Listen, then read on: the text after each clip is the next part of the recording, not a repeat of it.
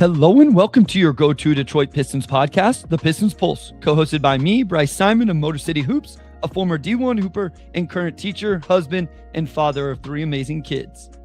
And I'm Omari Sankofa II, Pistons beat writer for the Detroit Free Press. And of course, we're always blessed to be joined by our producer, Wes Davenport. Make sure you are listening to Wes and Blake Silverman over on the Pin Down on the Detroit Bad Boys YouTube channel. Make sure you are listening to and reading everything Omari Sankofa II is putting out at the Detroit Free Press.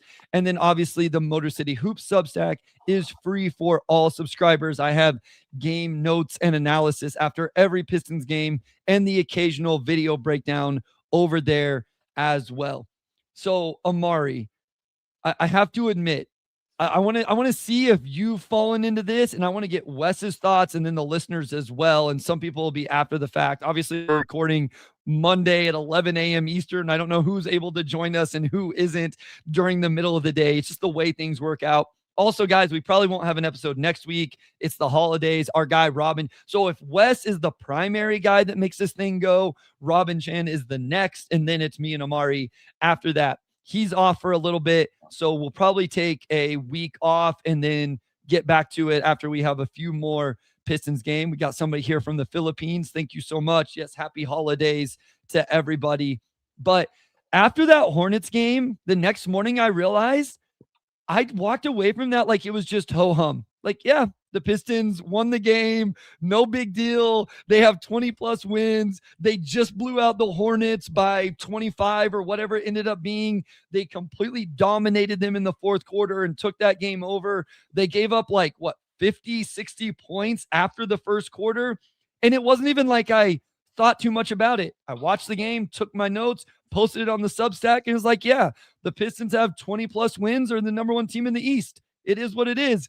Do you feel yourself kind of just like, yeah, this is just who this team is, and a performance like that doesn't really, I don't want to say catch you off guard, but there's nothing kind of, I can't find the right word. It's just ho-hum is the best way I can, describe it. Is that how you feel? It's becoming routine. Like you expect them to take care of those games, and routine, that's what they did. Like you would expect them to dominate Charlotte. They held them to 86 points. That's the lowest they've held any team this season. I think only the second time they've held a team below 100 points. But yeah, you go into that game expecting the Pistons clearly are a better team in every way. They should win this one easily. And then that's what ends up happening. They held them to 14 points in the fourth quarter, and basically we're just like, yeah, we're going to win this handily and then go out west. So when it's early in the season, I think you always have some discourse as far as, well, how real is this? Yeah.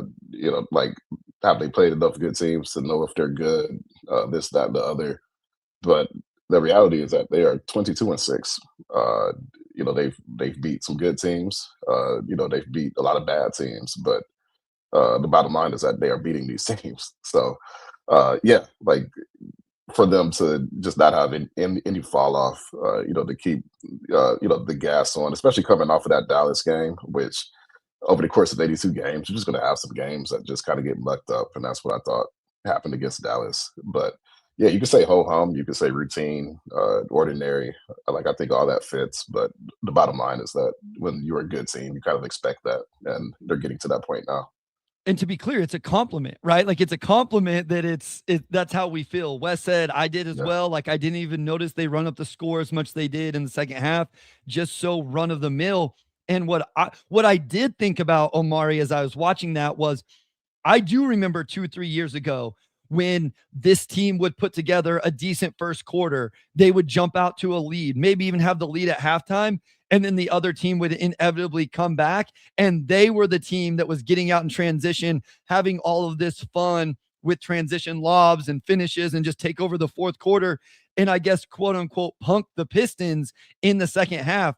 And now it was Detroit had like 25 stocks in this game, Omari. It was unbelievable what they were able to do on the defensive end in that fourth quarter. And I realize Charlotte's not a good team right now. They do have some good players. I actually referenced your tweet about Con Knipple on Game Theory today because he's been so good for them. But it was either a steal or a block on like 5 straight possessions. And then it was transition. They get out. It just was so impressive.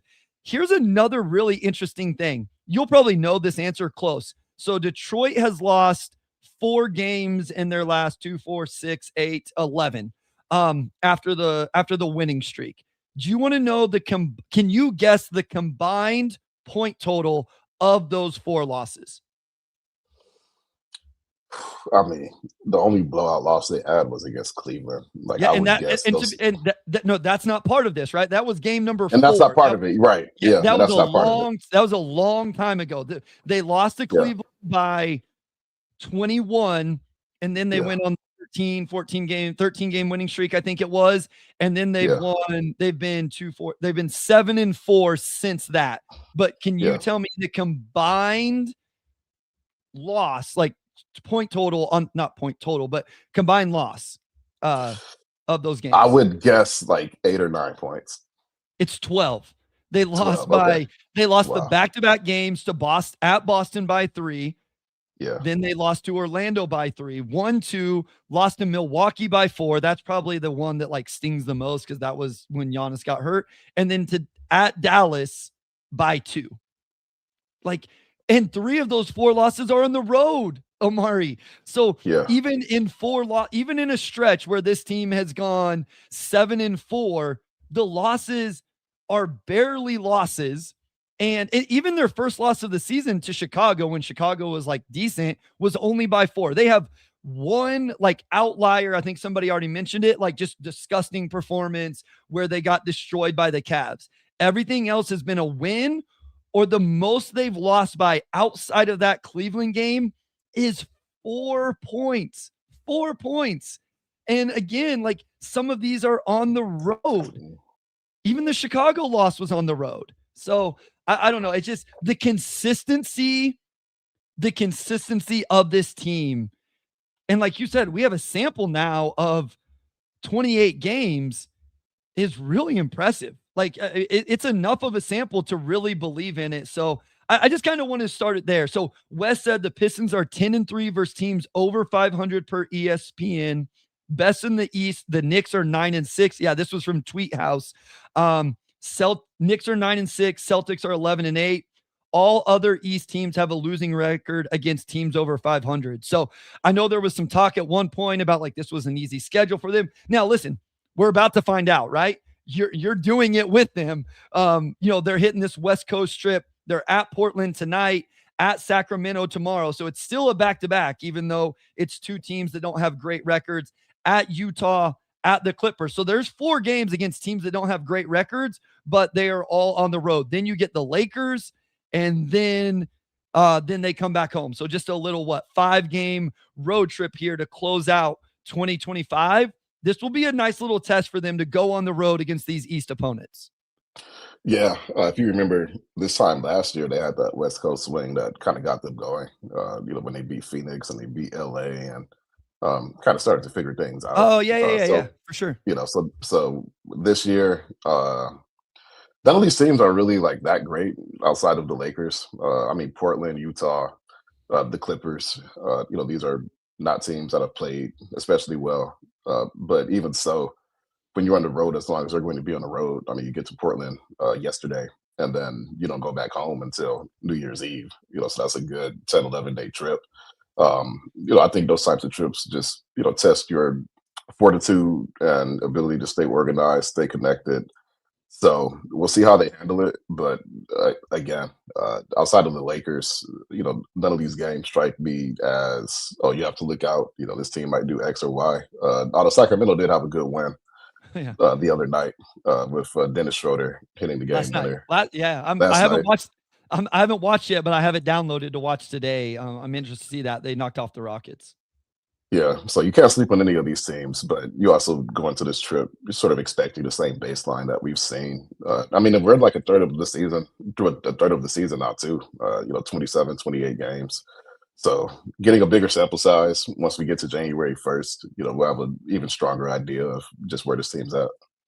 So Michael says it's a relatively all uppercase easy West Coast trip. I think that's a fair way of pointing it, like in terms of the matchups they get here. That is good. All right, we got to go to this comment. This is awesome. So Tyler Basketball Journey says, good morning.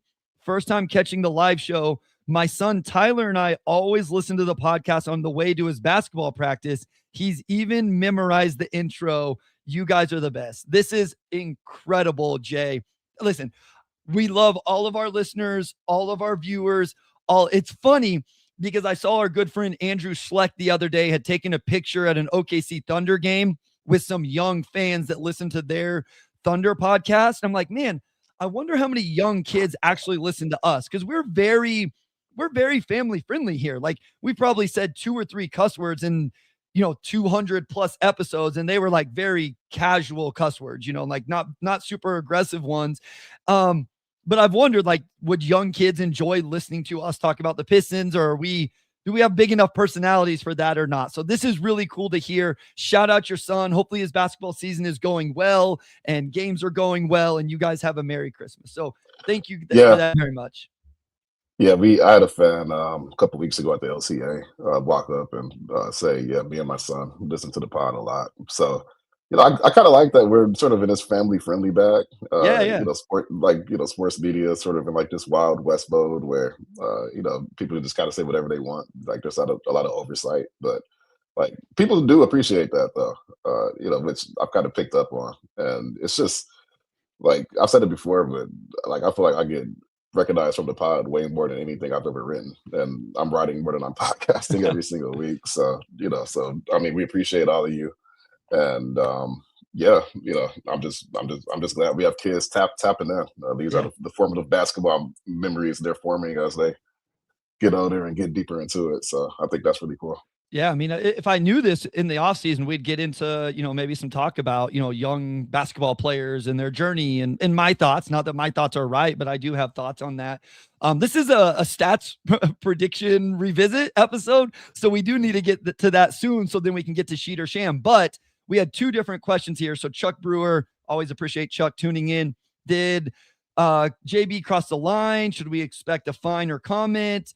And then YouTube user also asked, did JB get fined for ripping the refs? I know that was something coming out of the Dallas game that was kind of at the forefront of that game. Anything coming from that? Real quick shout out. Jill, shout out to Jill. I can see her in the background of Wes's little camera down here. Jill is pregnant. Hopefully she's feeling well. We're going to get the newest addition to the Pistons Pulse soon. So shout out Jill. I know she won't come on and say hello, but shout out her and Wes as we're going to add to the Pistons Pulse family relatively soon, Wes. So, but O2, any thoughts either on that or JB getting fined or not getting fined? Yeah, no, to my comment earlier, we're about to have another father on the pod. Yes. So that's just our vibe, man. I guess that's just our identity, with the exception of me, obviously. Uncle O2 is okay, man. Uncle O2. I like being Unc. Yes, that's a good spot to be. I could be Unc. That's cool. No, I didn't see anything about JB getting fined, which is funny because Ime Udoka got fined for ripping the refs like a few days prior. But this is like the second or third time that JB's like going in on the refs after a game, and I didn't see anything from NBA PR after about him getting fined. If you saw that Dallas game, then you kind of know how that game went. Pistons had 4 takes in the first half. The Sarr gets ejected pretty quickly, which they were shocked about. And the foul disparity was crazy. Like, I think Dallas had like a 28-8 lead in free throw attempts at a certain point in the third quarter. And JB let him have it after.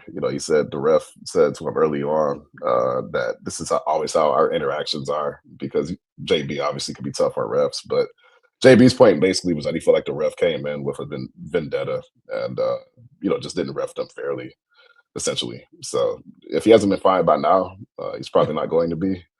I don't know what line Ime crossed that JB didn't cross, or maybe the league went back and watched it and was just like, you know what, we can just leave this one alone. So I don't know, but I didn't see any news about him getting fined.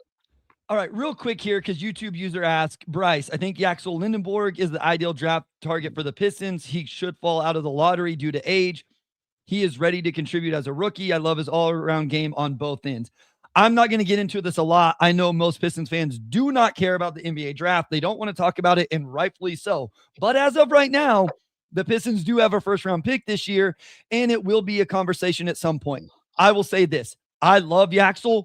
If I had it my way, I don't think Yaxel would be available to Detroit in the 2026 NBA draft because I think Yaxel is closer to a lottery pick than a bottom, end of the 20s type of pick. I think he would be incredible, though. Like, I agree with you that he'd be a great fit. Obviously, he's at Michigan. For a lot of our listeners, they're probably familiar with his game all around. He obviously is older. I think he is absolutely tremendous and would be a great fit. I'm just going to throw out some other names. We're not going to talk about them today. We don't need to, but some other names if fans want to start getting to this a little bit. Christian Anderson, if you're like they need more ball handling, he's a point guard for Texas Tech that can really shoot it. Keaton Wagler is at Illinois. He's more of like a wing that does a little bit of everything. Dash Daniels, Dyson's brother, is over in the NBL, really good defender. Isaiah Evans is a big-time floor spacer and shooter for Duke. So there's a few names that people could look at if they want to start getting into that. Okay, I'll stop there, Omari. I know you don't want to talk about this right now, and I would guess most people don't as well. I got to allow the draft sickos to have draft sicko time. I mean, it is what it is. I don't watch too much college basketball during the season just because I'm watching 82 of the Pistons. I'm going to have to tap in to Michigan a little bit more. I've been watching Michigan State, but they don't have a lot of draft guys. They're just having they don't this year. It just hasn't been as much overlap for me as far as that. Maybe Cohen Carr. Like, do you see him as a second round guy? Okay. Yeah, I don't know. Like, we'll see with Cohen. I mean, obviously a NBA level athlete. We'll just see with the rest of his game. I'm the other way. I haven't caught much Michigan State because there's not a lot of draft guys for this class for them. Obviously watching much more Michigan because of Yaxel. Comment here. Finally caught the live. Love you guys. Thank you so much for the support. Read the Omari 5 traded. One question, but great read. Wonder if Bryce has 5 non-aggressive trades. I want the Michael Porter Jr. or Trey Murphy III and DeJounte Murray. I will say, I listen, I think that talking to people, not people in the league, I think the Trey Murphy thing is just going to take so much. Michael Porter Jr. is probably a name we need to have a conversation eventually, Omari, because he's having a great season. And yeah, like I think he's an interesting name. I don't know what it'd take to get him. I do think he kind of fits the mold of floor spacer score that Detroit could use. But we'll see. Okay, we got to get into the predictions. This has been great stuff, but we got to get into it. Tobias Harris. We predicted, and remember, guys, this was the average of Omari and I'm pretty sure I brought this down.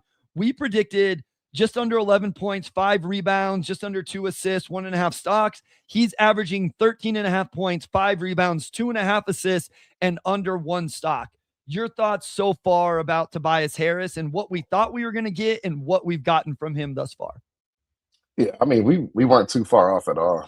You kind of look at the depth of the roster, and shots are going to be taken away from certain guys just because you have to make room for some other players. And we kind of figured Tobias would probably be somebody whose role would be a bit smaller.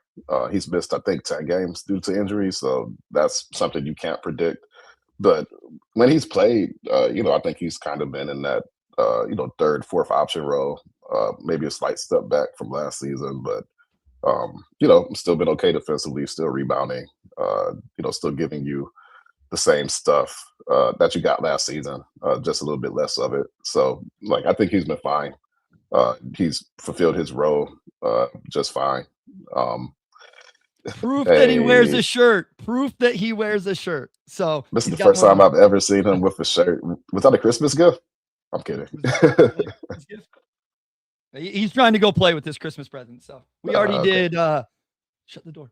We already did Christmas at my parents. So he already got some of our kids are spoiled, man. They get like 3 Christmases between the grandparents and then one with us and all of that. So, Tobias, I think he's been okay. I did think there was going to be a step back. I don't think we've seen a step back in the production the way I thought, but you mentioned some of the games missed. And the minutes are down to 28.6. I don't know what he played last year, but the minutes are below 30. So I do think he serves an important role.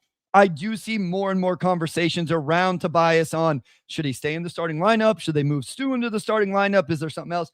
I think no matter what, there's eventually an upgrade there, whether it's this season at the deadline or next season.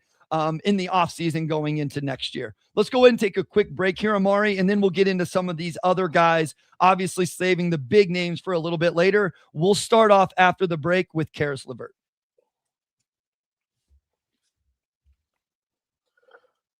All right, back with segment 2.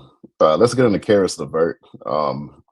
I feel like he's been divisive, just kind of scrolling social media during games. And I feel like he's been divisive, which I think that's just his play style.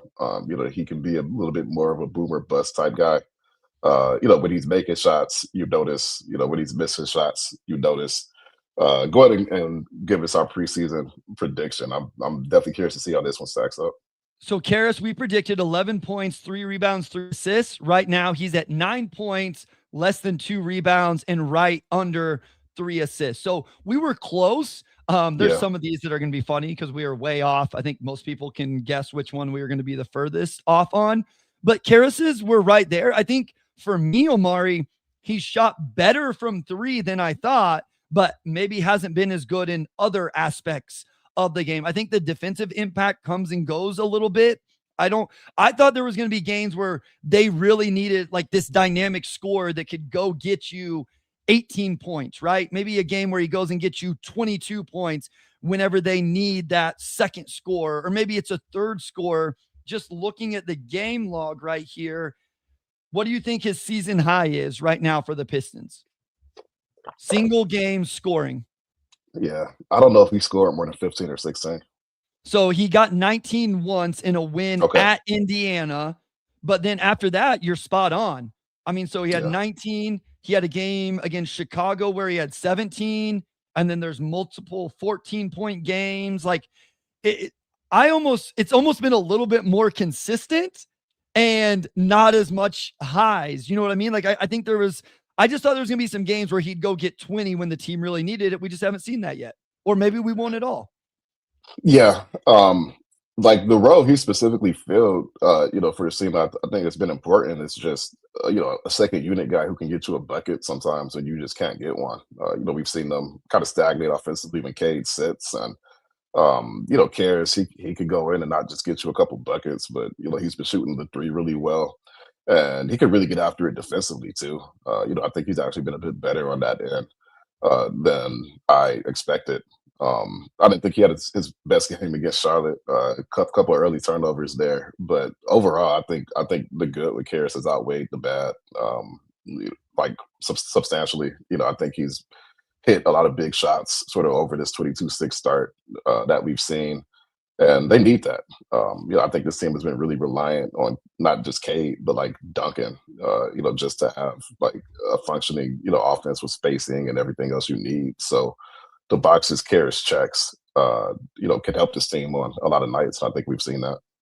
Guys, I am reading your comments, and I'm sorry if we don't get into some of this stuff a little bit deeper, but Wes put together Sheet or Sham, and I don't want to be disrespectful, so we may have to move through some of these a little bit quicker than we normally do. So like, I do want, people have brought up the Caris injury stuff. Like he may still be getting into shape from that, rounding into shape from that. And then, the Steven Suggs brings up like the log jam or the amount of players. Like, yeah, maybe there's some consistency of minutes or whatever. Duncan Robinson, we predicted 10.3 points per game. He's at 12. I will say he's essentially been what I thought on the offensive end. Obviously, the role's been a little bit more. I've been screaming about how important he is with his floor spacing. We've seen that. Duncan Robinson has played the second most games of anybody on this team. There's only one player that's played in every single game. Do you know who that is? Nope, that's a lie. 2 players. I bet you can name one. I don't know if you'll be able to name the other.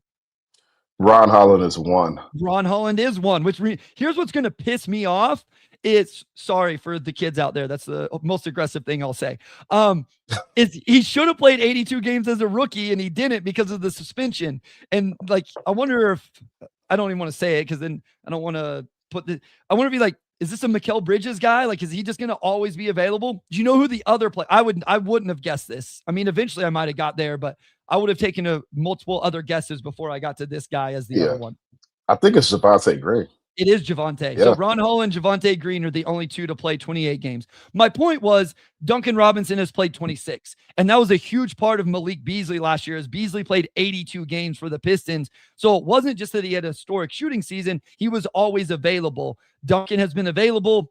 We all know the defensive stuff. We don't have to get into that now. But for me, he's essentially been what I thought this team was getting. Yeah, we predicted, I think, that he was going to lead this team in minutes. And, at this point in the season, like, I know he's top 3. If he's not, it's only because he missed those 2 games. But, like, we knew coming into the season that they were going to have to lean on him heavily for floor spacing. And that's been the case. The first game he missed, which I think was December 1st against Atlanta, also was, I think, the worst offensive game the Pistons played all season. And they still won that game because they held the Hawks to 99 points. So it was really just a defensive masterclass of a game. But Duncan is hugely important on this team. Yeah, he's second in minutes. K's first with 904. Duncan is second with 784. So some of that's just because he's only missed 2 games. The other guys have missed 3, 4. But it also just speaks to the fact that he does something that nobody else on the roster really does, and that's hit threes, off screens, like, motion, standstill, whatever. Not just on high volume, but on high accuracy as well. Career 40% shooter, and I think he's been around that this season too. Yep. So exactly as advertised, definitely a hugely important guy for him this season. Somebody that has been way beyond advertised, or at least what we projected, is Jalen Duren. So Duren, we projected 11.2 points per game, 11 rebounds, 3 assists, 2.5 stocks. He is averaging 18 points per game, 11 rebounds, a little under 2 assists, and less than 2 stocks. So he's a little less in his assists, a little less in his stocks, but obviously has taken a massive leap in terms of his scoring offensively. Yeah. So for that 2022 draft class, we basically just got wrong who would step up as like that secondary scorer. But it's been JD. I think you expect him to be better this season. I think it's tougher to predict just how much more autonomy he's had in the offense to kind of go get his own shot. And it's tough to predict just the leap as a ball handler he's made and just the comfort he's had there. So that was one of our worst predictions from like a points per game standpoint, to miss that by like 7 points. We were pretty close with the rebounds and a little bit under. I think we overshot the assists a little bit, maybe overshot the stocks a little bit. But yeah, like he's been their number 2 scorer. So credit to him, especially with J.I., being hurt for like the first 2/3 of this season. For Duren to be able to step in and do that, obviously, is a big reason why they have the record they have now. He's really come in and proven that he can do more. I will point this out. I don't want fans to yell at me. I think he's been incredible. I'm excited about him. I will just say, in November, he averaged 21.5 points on 72% true shooting and got to the free throw line a bunch and all of that. This isn't a no sample size, but in December, in 8 games, he is down to 15 points per game. The true shooting percentage is down. The free throw attempts are massively down. He's only getting, a little over 3 free throw attempts per game in December, and the free throw percentage is at 63. Listen, I don't want to take anything away from Jalen Duren. He's been absolutely incredible. He's been awesome. And this is my point, Chuck. You took the words straight out of him. He is now on the scouting report. He now has to adjust. I agree with this wholeheartedly. Now it is, can you make that mid-range jumper to force them to continue to commit? When you go to a move and they take it away, do you have another move? Like all of that stuff. And I have every reason to believe that he will. I think he still shows off versatility of scoring in a bunch of ways. I do think it's at least important to note, that's what we do here, that some of these trends and things to watch for. So now is his turn to adjust. I agree. Okay. Jay Nivey, as you mentioned, we were the other way. As Wes puts in here, we did do this before the injury, but we projected 19 points, 4 rebounds, 4 assists, 1.5 stocks. He's at just under 8 points, 2 rebounds, assist and a half. He's only playing 15 minutes per game. Like at the end of the day, like we just haven't seen at least the minutes for him to even try to get to this. And I think it's more just like, what have we seen thus far from Jaden Ivey in his 13 games? We do have a 13 game sample, but the total minutes played still isn't that significant, not even 200 minutes yet. Yeah, like you said, we couldn't predict the injury, and that just made this a fundamentally different season for JI, just in the sense that obviously coming off of the shin injury last year, you want him to come into this season with like a full off season of momentum, and he had the knee injury that he ended up having surgery for, and then that delayed his debut another 6-7 weeks or so. So, like you said, 13 games. He hasn't played a lot of basketball. He's only cracked 20 minutes a handful of times so far, and he's still in this process of not just getting his legs back and his wind back, but also doing that and figuring out kind of like how he fits within this team, on both ends, like where he can make an impact. And I don't think 13 games, like after all the time he missed, like you're just not going to come back and be who you are after 13 games. That's going to be an extended process. I like some of what he's done. I thought he had a nice stretch in Boston last week. Him and Karras at the end of the third quarter, just keeping the offense moving with Cade on the bench. I think he's gotten after it defensively, a bit more than we've seen in past seasons. The shot making hasn't quite been there yet. But like I said, I think when a guy misses as much time as he did, it's just going to take more than 13 games to really get settled, and he's still in that mode of getting settled. Yeah, I think it's just time. Tweet House says he didn't play for 11 months. Feel like he deserves some Yeah, grace. I'm okay continuing to give him some time here. Like I analyze every game. That's our job, Omari, right? Like it's truly your job. Like it's literally what you get paid to do. It's how you make your living. I parade around like it's my job and it's what I get paid to do, even though the Substack is free. But we analyze these guys, and so on a game-to-game basis, we're going to watch them play tonight, and we're going to analyze how Jaden Ivey plays. Does he defend very well? Does he attack the paint? Is he able to finish? Does he make good decisions? And we do that on a game-to-game basis. I think for me right now, making any overwhelming proclamations on who he is and what he is for this team is a little bit soon.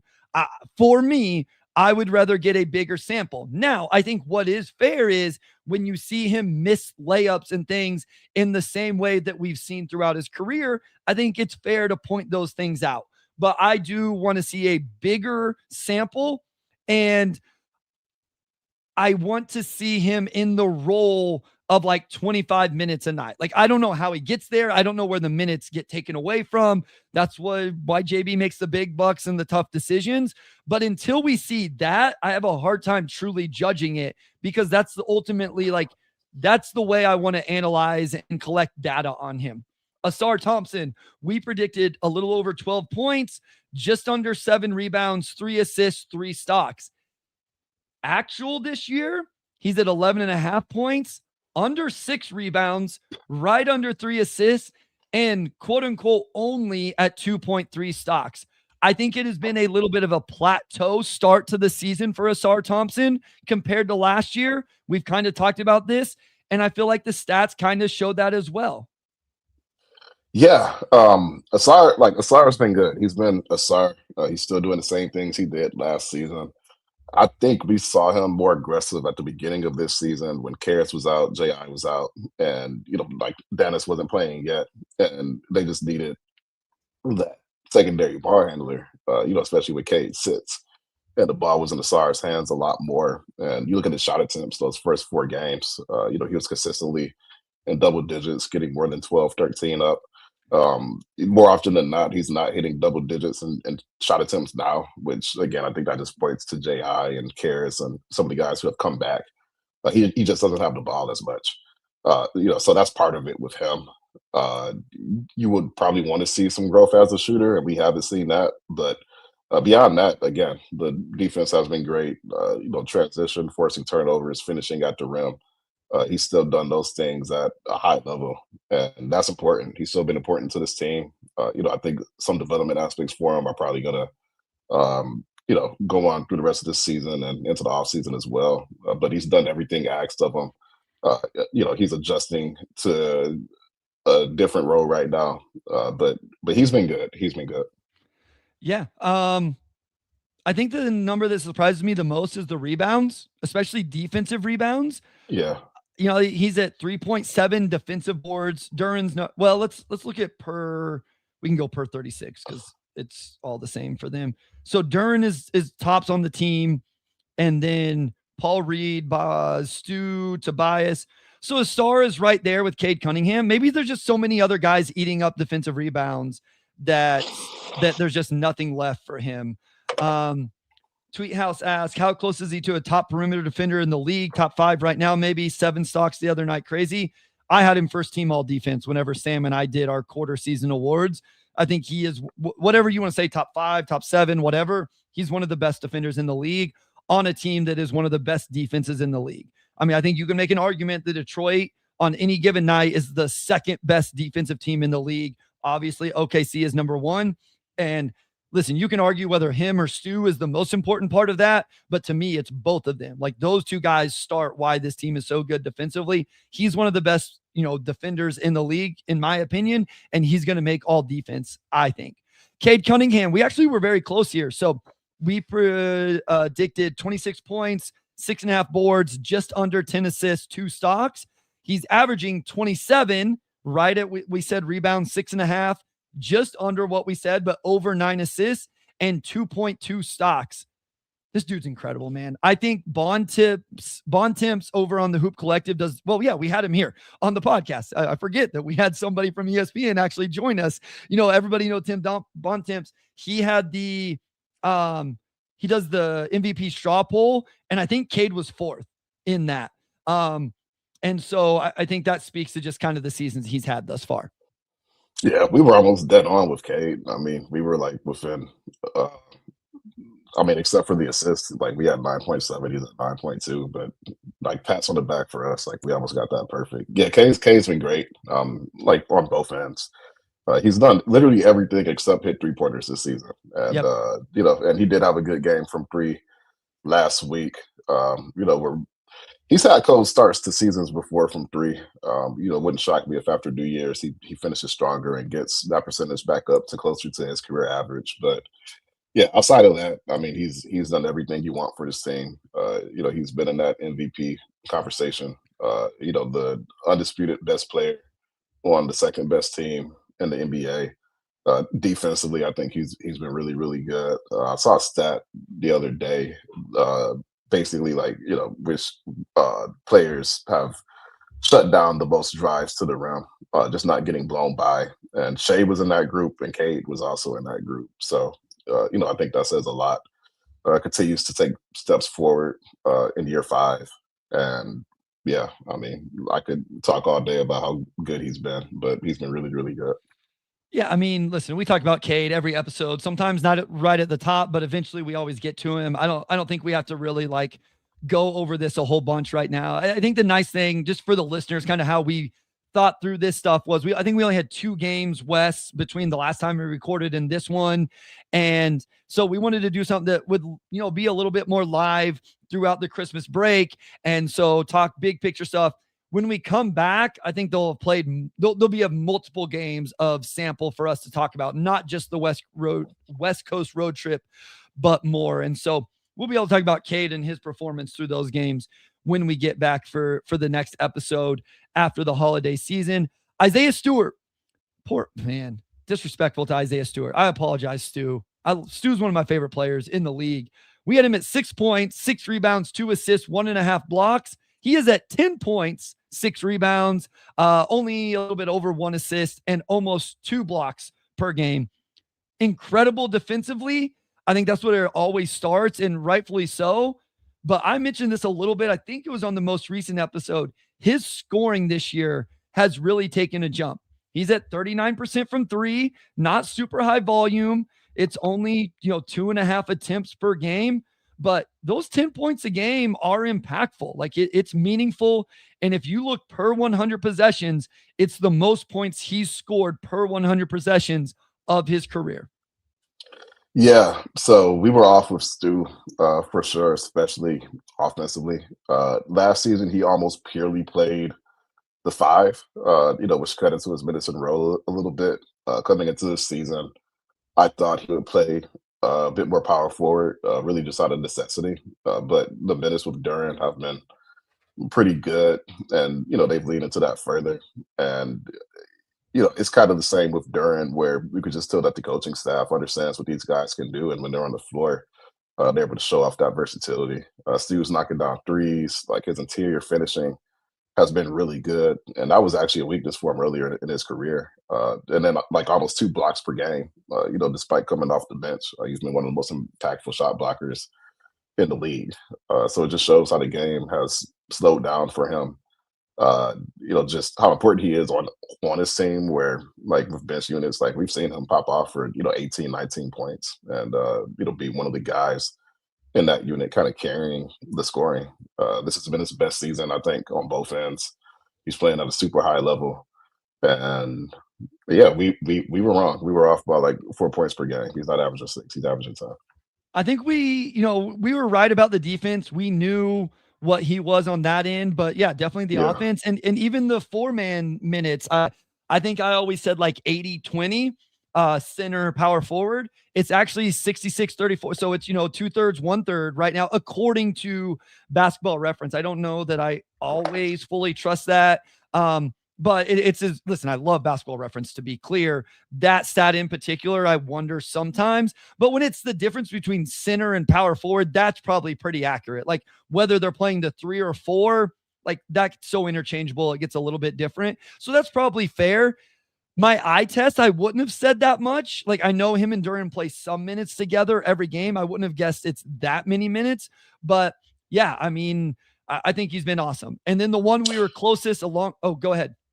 No, I was just going to say, I checked Cleaning the Glass. They have him 65% center, okay, 35% power forward as well. So it's been a 2-to-1 split, basically. Yeah, so and they actually have him as a bigger positive at power forward than center. He's a plus 9.5 at power forward, a plus 2.8 at center. I think some of that's just, because of how their rotation works, but he's been good at the 4. You know what's funny is the year he played the most minutes at the 4, which was 23-24. He only played 46 games that year. It's the best on-off numbers of his career also. Just interesting, something to track with Isaiah Stewart.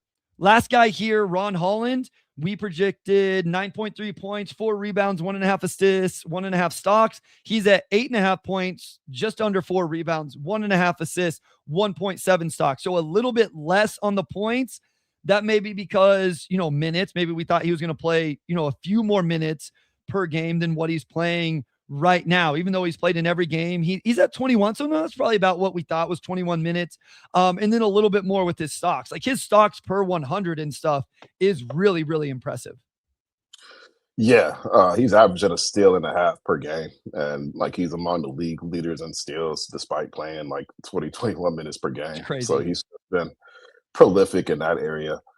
His overall efficiency is down. He's only shooting 40% from the field, and and that's been curious. Like I'm like just looking at that field goal percentage, that's definitely lower than I would have guessed. But Ryan knows his role on his team, and he just embraces that very, very hard.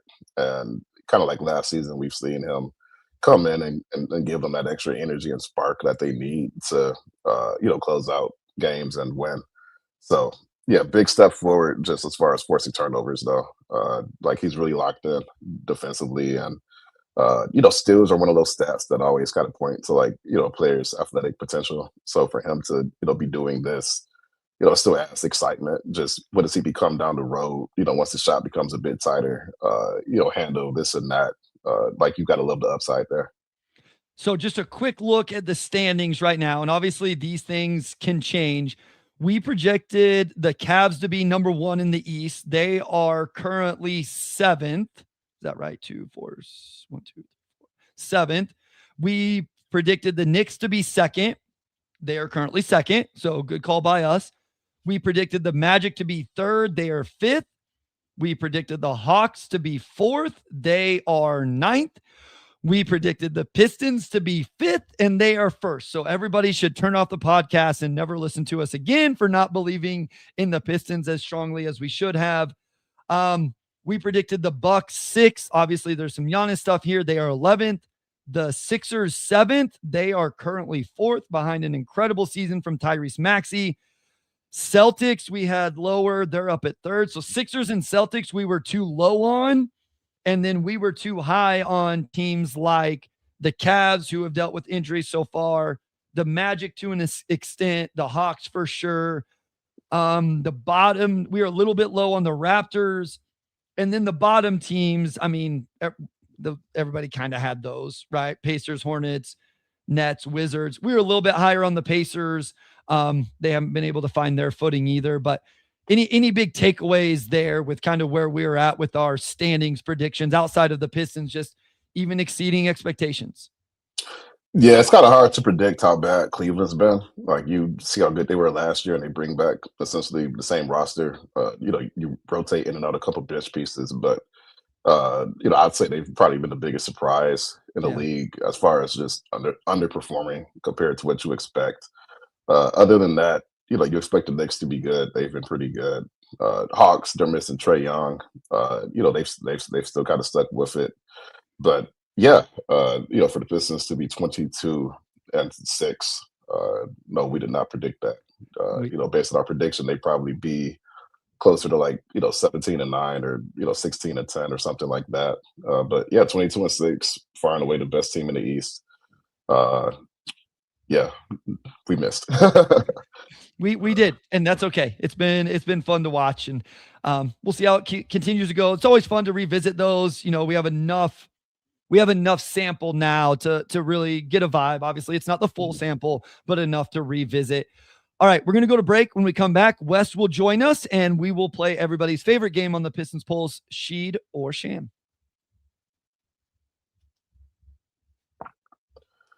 All right, we are back with segment 3, and let's go ahead and get Wes in here and get us into the Sheed and Sham spirit. I need a comeback, so come on. You do, yeah. So, Bryce, you've got the lead right now. For the reminder for everyone, just so we know where we're at. Bryce, you've won 9 of these games. Omari, you've won 6. So the comeback for Bryce was real, and you've kind of extended a big lead here.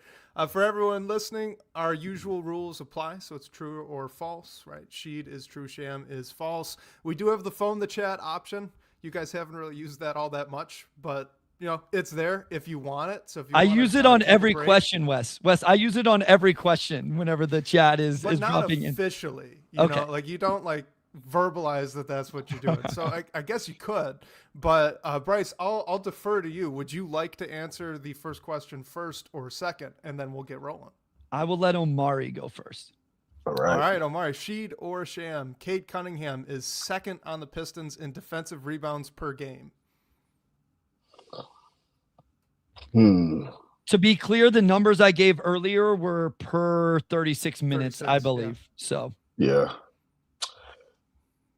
It's who number 1 is, and then this is just so much of a team rebounding type of team where they've got guys who are pluses at their position. I'm gonna say Sheed. My answer was also Sheed, because I know he's a good defensive rebounder and he plays a lot of minutes. So if we're going, you said per game, right, Wes? Per game. Yeah. I will say Sheed also. All right, you both were correct. He averages 5 defensive rebounds per game. Isaiah Stewart is 3rd. He's got 4.2. Tobias Harris, 4.1. And then Asar Thompson, as you mentioned earlier, 3.7. Yeah. Yeah, he's a big-time defensive rebounder. He really makes an impact. I mean, I think that should be discussed. I probably don't bring it up enough when I try to talk about his defense. It's finishing off possessions matters. Yeah. And you guys were talking about this one a little bit earlier in the show, but I decided to roll with it anyway because, like you said, Bryce, it was per 36, so there's at least a veil there that we could lean back on. But this one was definitely not talked about during the first 2 segments. Sheed or Sham? Bryce, Jalen Duren has more double-doubles so far this season than Cade Cunningham. Oh, this is a good question. I will say Sheed, just based purely off averages of, Cade doesn't average 10 assists. Duren does average 10 rebounds. So I will say Sheed, Jalen Duren does have more double-doubles. So Sham would be that Cade has more double-doubles. Correct. I'm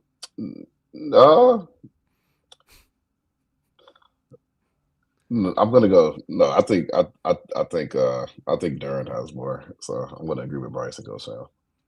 Sheed. Well, Sheed, it is Sham. Wow. It is Sham. So they're actually tied. They both have 15. Okay.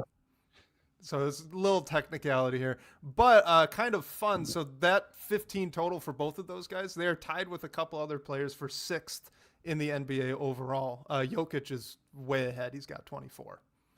So I wonder how many double-doubles Cade has that aren't assists. Like, does he have a couple rebounding double-double games? And then, so that means Duren just must have some, I know he has some outlandish rebounding games, but for him to average, what's he at? 8, I said it earlier, 18 and 11. He must have multiple like 15, 16 rebound games. And then, because they played about the same amount of games, haven't they? Yeah, they're about the same. Cade might be one more or so, because Cade's only missed 2, right? Yeah. Duren has played 25. No, they've played the exact same amount. So yeah, interesting. Yeah, I mean, obviously, as somebody said, Cade has more triple doubles, but yeah, I feel like Duren for sure would have that. I'll have to look at his game log and see. And Cade only has 2 triple doubles as well. I mean, that's among the best in the league for that number, but it's not like he's had, a bunch of triple doubles that are getting counted into this. Yeah, so it's interesting. If you look at Duren's game log, 1, 2, 3, 4, 5, 6, 7, 8, 9. He has 10 games in single-digit rebounds, but it's buoyed by a 16, a 16, a 15, a 16, a 22, and 18. So yeah, that was a good one. I love it. All right, we'll go to the next one. Omari, this one's you first. Sheed or Sham, Jalen Duren ranks in the 92nd percentile as an isolation basketball player. Ooh, I'm going to go Sheed. Because of his matchups, I'm going to go Sheed. I'll go Sham just to try to get somebody on the board here. But I will not be surprised if it is Sheed, and it's absolutely insane. Like, no matter whether it's Sheed or Sham, this growth has been incredible. But I'm interested to see if it's this high. So it is Sheed. Obviously, this is really small sample size. All right, it's only 7.9% as a frequency for his play types. This is all from NBA.com. So that's about 1.3 possessions per game that Jalen Duren gets as an isolation guy.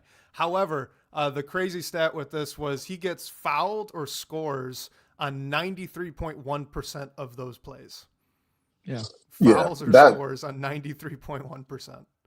That fits the eye test, because it's like there's maybe one time per game where Duren, is at the top of the key, and then he's like, okay, I'm gonna just shimmy past you or get fouled or whatever. But in my mind, he's won every single matchup. Like, he maybe missed 1 or 2 buckets at the rim, but when he makes that decision, he almost always ends up producing points, or has through this point of the season. So, all right, cool. I'll take that one.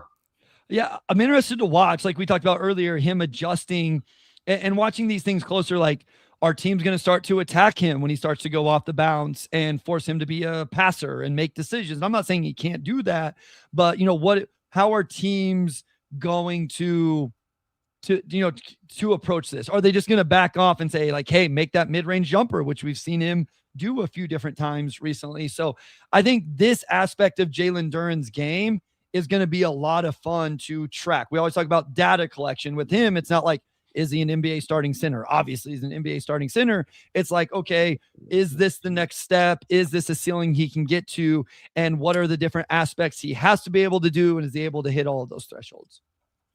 And just an interesting number. So Cade's second as an isolation guy, 88th percentile for Cade Cunningham. Nice. Which is good.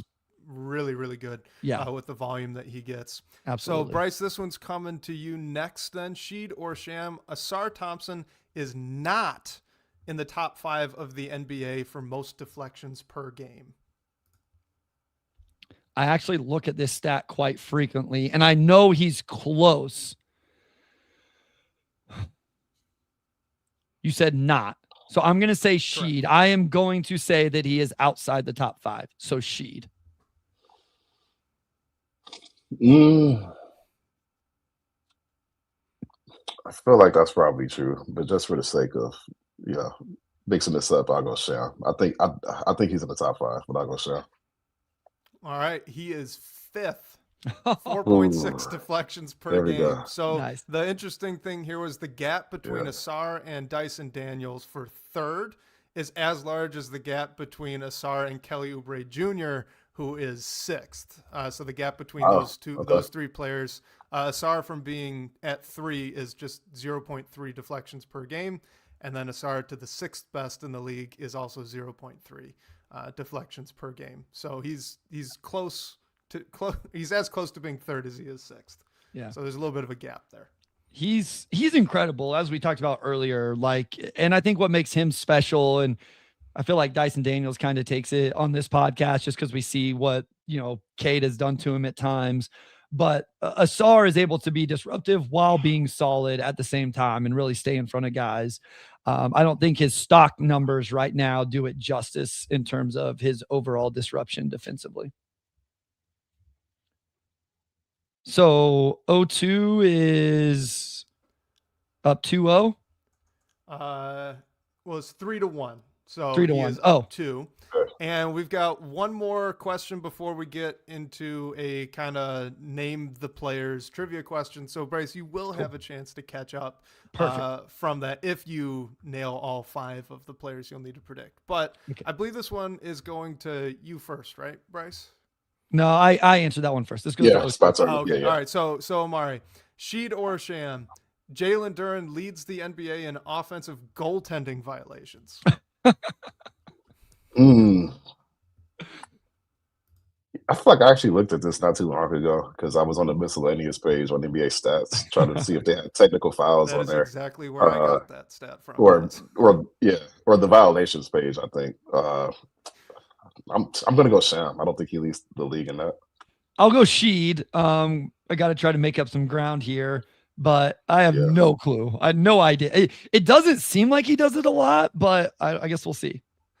So he doesn't do it a lot, but he does lead the league. It's 4. Wow. 4 times, and that's enough to lead the league. Really? Andre Drummond, Isaiah Jackson, and Robert Williams, they are tied for 2nd. They've done it 3 times. Love it. So it doesn't happen a lot, but it is the most. It is the most. Interesting. Okay. Let your teammates shine, Jalen Duren. Incredible. Right, I think he gets enough offensive rebounds to justify him getting the occasional offensive basket interference or whatever. I think it's okay. Yeah, for sure. After charge calls, those also are refed, I think, pretty inconsistently. So, yeah.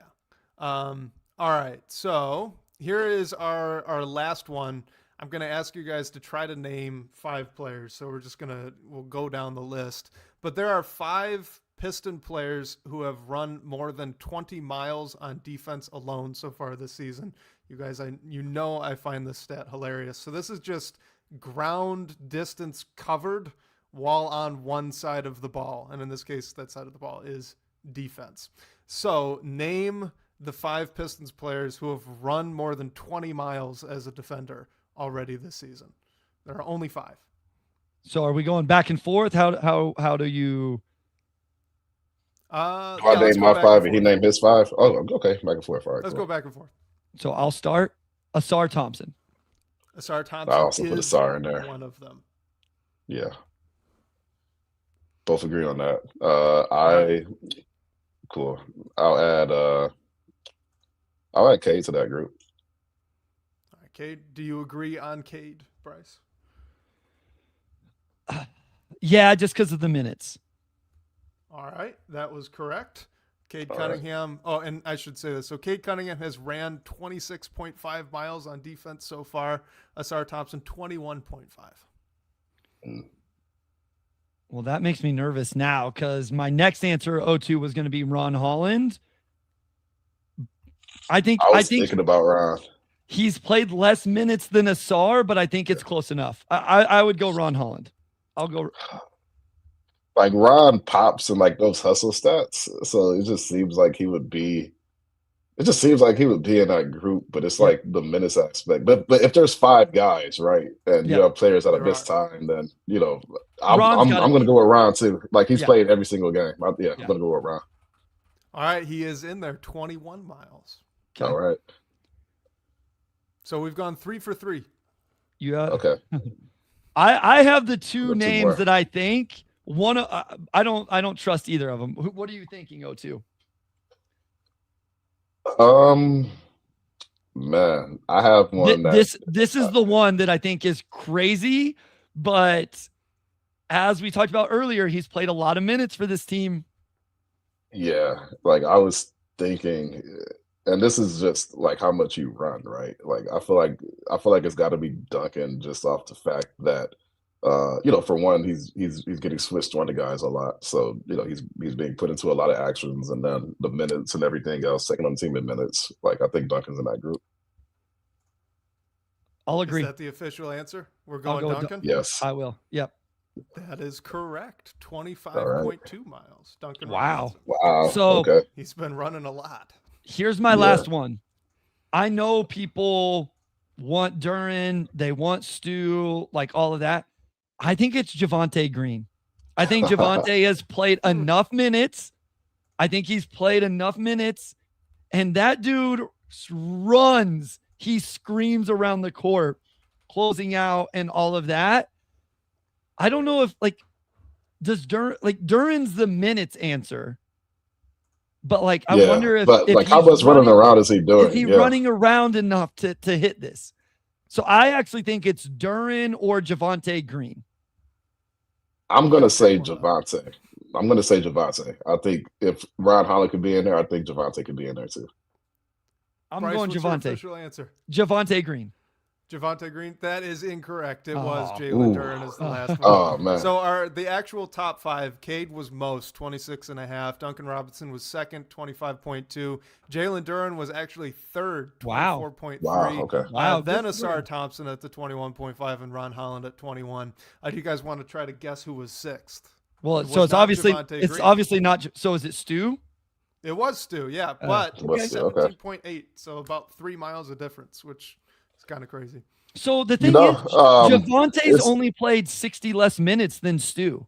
So I'm surprised Javonte's not close. I mean, the Duren minutes thing tracks, but I'm surprised Javonte's isn't more than Stu. Interesting. Yeah. Plus, there's some stretch fives. Yeah, there's some stretch fives. That's that to deal with. So, when you're going against Milwaukee, you're probably running a bit more because of Miles Turner. So, yeah, that makes sense. I also wonder, now we're really getting into the weeds of this, but if it starts tracking as soon as the other team gets the ball, because think about where Jalen Duren starts the defensive transition every single possession, essentially, compared to a perimeter player. And that would be true about Isaiah Stewart as well. I mean, it doesn't seem like a lot, but it could be 25 feet and enough possessions of a 25-foot difference. He's going to make up a lot of miles over, a huge sample size and a lot of possessions. So I don't know, just getting into the weeds on that would be interesting. So, well, the other interesting thing with that, because Omari, you mentioned the stretch bigs, and I had thought about that too, but the Pistons usually don't have him guarding the stretch bigs. That's usually Harris or Stu. Right. So I was just as surprised to see Duren in the top 3 there for those reasons too. So what is our score now? Well, that was it. Omari won. Oh. You've started your comeback. So it is now overall 7-9. The comeback part 2 is coming up. Yeah. Right. The Pistons were 11-17 at one point last season. So you're not out of it till you're out of it. A long season left. Let's go. I mean, there's no end to the game, so there's never this. Both of us always have a chance to come back because this game will be played until the Pistons Pulse is no more, and we have no plans of that. So, all right, guys, thank you for joining us. If you joined us live, we always appreciate you and your engagement in the comments. If you're listening after the fact, I don't see the numbers on the back end of the podcast. Our numbers on YouTube have been really good recently, so we appreciate that very much. I don't mean to put salt in the wound. I think the Lions season is officially over or just not in a good spot. So They're Okay, done. They need a miracle, basically. Okay. So yeah. Okay. So maybe we'll get some of those fans coming over to watch a Pistons team that is good this season. Just remember, YouTube user says, I just pictured you three in a nursing home recording. Hey, if we last, how old am I? If we last 40 years, yeah, I mean, I think that'd be a pretty good run for the Pistons Pulse. So we're closing in on, I believe it's 4 years. My invoices I send in help me keep track because I have to number each one. And I think we're getting close to number 48. So crazy that we're almost 4 years into this thing. It's super crazy. It's been a Chuck Brewer, but the Lions have more of a chance than Kansas City. Man, I'm sorry, Bryce. I will say I'm sorry. Back-to-back torn ACL is insane. I mean, they lost though. So here's what I was gonna say is I was gonna lead the podcast with this. This is gonna sound so bad, but that was the first game I've had to watch hoping my team lost in a lot of years. And it was so weird. Like Kansas City, people hate them. I get it, but they have been in the playoff hunt, in the Super Bowl hunt for the better part of a decade now. I forgot what it was like to watch my team play and want them to lose, but also kind of like want them not to look awful in the way they looked awful. It was just such a weird viewing experience that I haven't had in a while. So, okay. We are going to take a week off. There will not be an episode next week. It is the holiday season. I think we all can take that. I don't want to say we deserve it, but I think we can take that. We will be back after the new year. So the New Year's is on a Thursday. So we're back on the 4th, 5th, 6th, something like that, depending on what the game schedule is with all of that. So we will be back in a couple weeks. Hope you guys have a happy holidays. Enjoy it with families. However you guys spend this time of the year, enjoy it. Enjoy friends, family. Enjoy watching football, basketball, whatever you do. Just enjoy this time. And yeah, as Tyler Basketball Journey says, happy holidays from Southern California. Happy holidays from the Pistons Pulse, from Wes, from Jill, from Detroit, Chicago, from no, you're not in California. You're in Oregon right now, wherever Omari is from. We appreciate you guys so much. And thank you for your guys' support of this podcast and helping us continue to do something we love to do, which is talk Detroit Pistons basketball. Wes, great game of Sheet or Sham. And O2, take it away, my guy. Yeah. Happy holidays, everybody. Thank you for tapping in with us this morning. Like Bryce said, we'll be back sometime after New Year's with the West Coast trip in the rear view. So we would definitely have plenty to talk about. And with that, I'll close this out. Big thanks to our audio producer, Robin Chan, our editor-in-chief, Nicole Avery Nichols, and big shout out to West Davenport, as always. And we'll talk to you all in 2026.